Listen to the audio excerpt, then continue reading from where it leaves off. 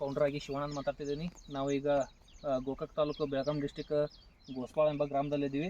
ಈಗ ಪ್ರಗತಿಪರ ರೈತರಾದ ಹನುಮಂತಗೌಡ ಪಾಟೀಲ್ ಅವರು ನಾವು ಹೊಲಕ್ಕೆ ಬಂದಿವಿ. ಅವ್ರ ಮುಖಾಂತರ ನಾವು ಅವರ ಪರಿಚಯ ನಾವು ತಿಳ್ಕೊಂಡ್ಬರೋಣ. ಸರ್ ನಮಸ್ತೆ ರೀ. ನಮಸ್ಕಾರ ಸರ್. ಸರ್ ನಿಮ್ಮ ಪೂರ್ತಿ ಹೆಸರು ಏನ್ರಿ? ನಮ್ಮ ಹನುಮಂತಗೌಡಪ್ಪ ನಾಯ್ಕರ. ಹನುಮಂತಗೌಡ ಪಾಟೀಲ್ ಪಾಟೀಲ್. ಹಾಂ ಪಾಟೀಲ್. ಇದು ಯಾವ ಊರು ಸರ್? ಗೋಸ್ವಾಳ ಸರ್, ಗೋಕಾಕ್ ತಾಲೂಕು. ಗೋಕಾಕ್ ತಾಲೂಕು ಗೋಸ್ವಾಳ ಜಿಲ್ಲಾ ರೀ? ಜಿಲ್ಲಾ ಬೆಳಗಾವಿ. ಜಿಲ್ಲಾ ಬೆಳಗಾವಿ ಐತಿ. ಬಟ್ ಇವತ್ತಿನ ಡೇಟ್ ಏನಿದೆ ಸರ್? 27/4/2025 ಐತಿ ಸರ್. ಬಟ್ ಇದು ಪ್ಲಾಂಟೇಶನ್ ಮಾಡಿ ಕಬ್ಬು ಪ್ಲಾಂಟೇಶನ್ ಮಾಡಿ ಎಷ್ಟು ದಿವಸ ಆಯ್ತು ಸರ್ ನೀವು? 1 ತಿಂಗಳು ಆತ್ರ ಸರ್. 1 ತಿಂಗಳು 1 ತಿಂಗಳ 20 ದಿನ ಆತು. 1 ತಿಂಗಳು 20 ದಿವಸ ಆಗೈತ್ರಿ. ಬಟ್ ಇದ್ರಾಗ ಈಗ ಏನಾರ ಕೊಟ್ಟಿರೇನ್ರಿ ಇದಕ್ಕೆ? ಬೇರೆ ಎಣ್ಣೆ ಆಗ್ಲಿ ಒಟ್ಟ ಎಣ್ಣೆ ಕೊಟ್ಟಿಲ್ರಿ, ಹೀರೆ ಆಟ ಕೊಟ್ಟು ಹಾಕಿಲ್ಲ, ಏನು ಇಲ್ರಿ, ಸದಾ ಗೊಬ್ಬರನು ಹಾಕಿಲ್ಲ.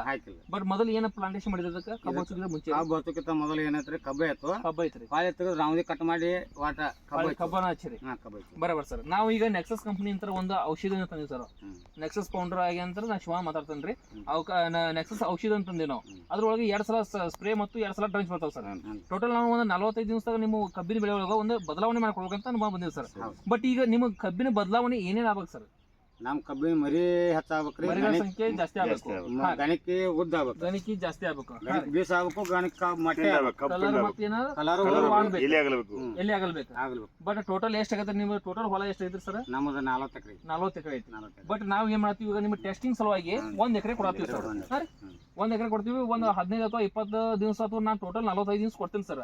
ಅದ್ರೊಳಗೆ ನಿಮ್ಗೆ ಏನ ಚೇಂಜ್ ಆಯ್ತಂದ್ರೆ ಮತ್ತೆ ಎಲ್ಲಾ ಬೆಳೆಗಳು ನಾವು ಮಾಡೋಣ ಸರ್. ಸರ್ ಧನ್ಯವಾದ.